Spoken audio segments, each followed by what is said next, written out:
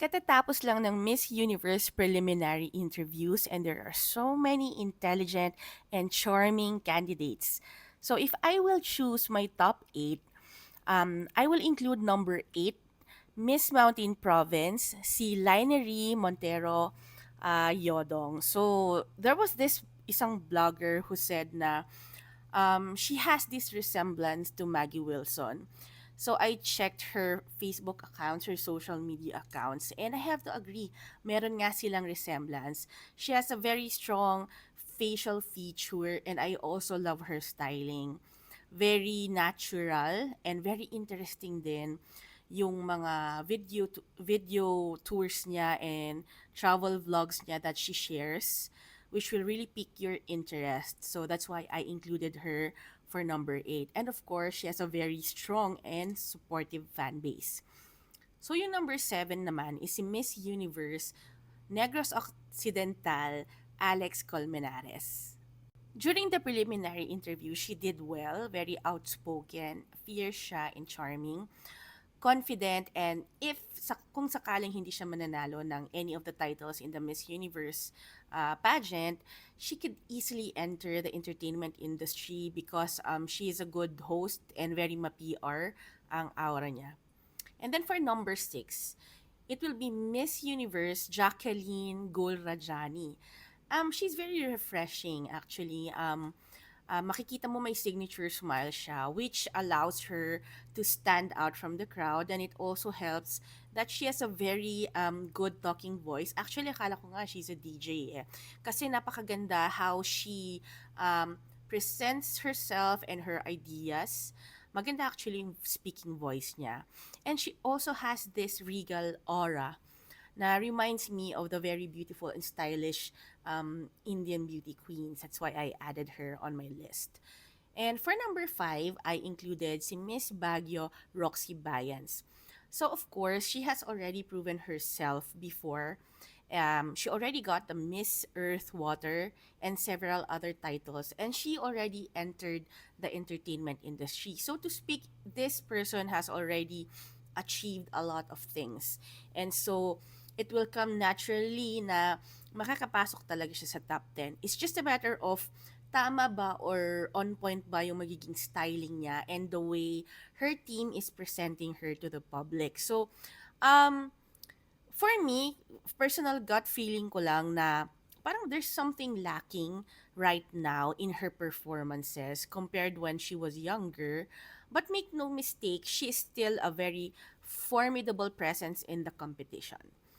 And for number 4, Miss Cebu Province Nicole Borromeo. Now I know this is very controversial for others kasi sabi nila Nicole Borromeo is the woman to beat in this competition. Kasi kung tutuusin nga naman, isa siya sa mga pinakamataas ang nakuhang title.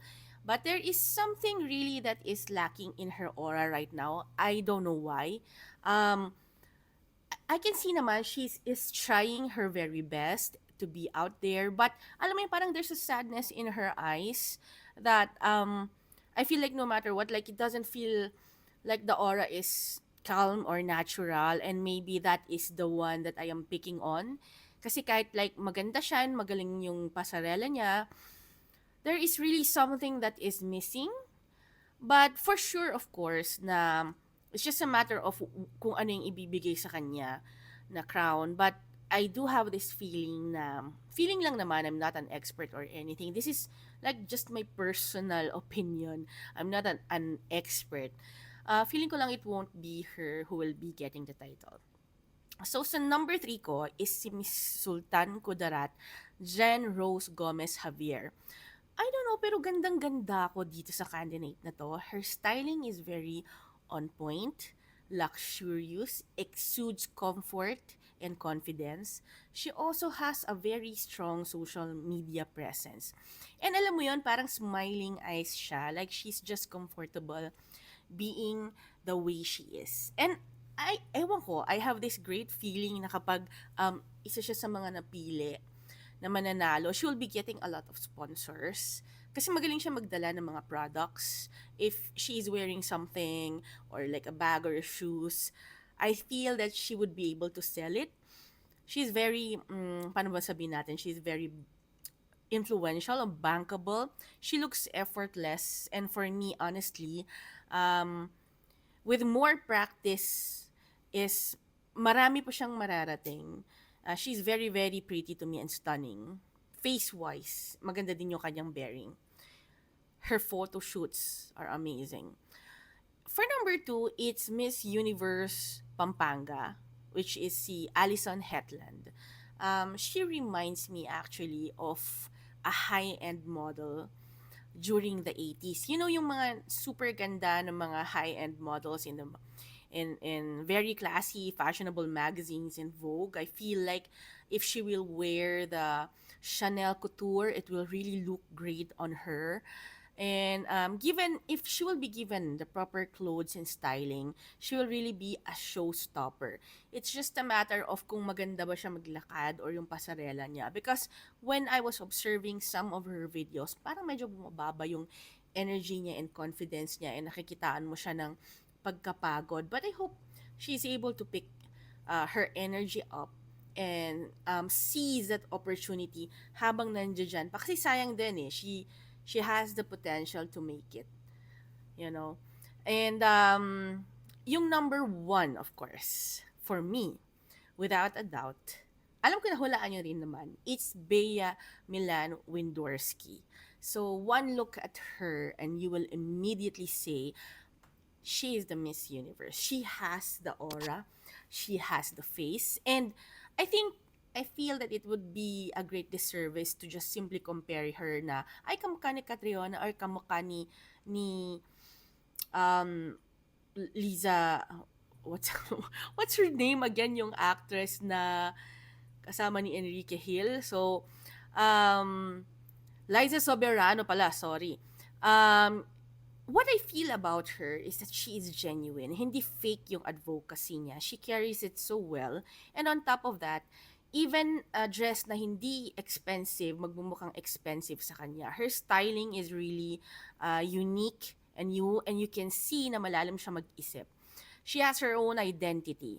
So I like what she said that during the preliminary interview, sinabi niya there is a motivation crisis in the Philippines. Far too often, people dream of going abroad just like my family, but I dreamed in the opposite direction. I packed my life in suitcases and balikbayan boxes and moved away from the life I knew because I believe in the future for all Filipinos here locally so that we are not forced to go abroad and get separated from our families in order to thrive. Filipinos deserve hope and dignity. So, for me, alam mo yon, she's the epitome of carrying something in her heart. A lot of the yung mga competitors niya in this Miss Universe pageant is yung alam mo yung mga well-trained sila, marami na silang nasalian, veterano na sila. So they really know what they're going to say.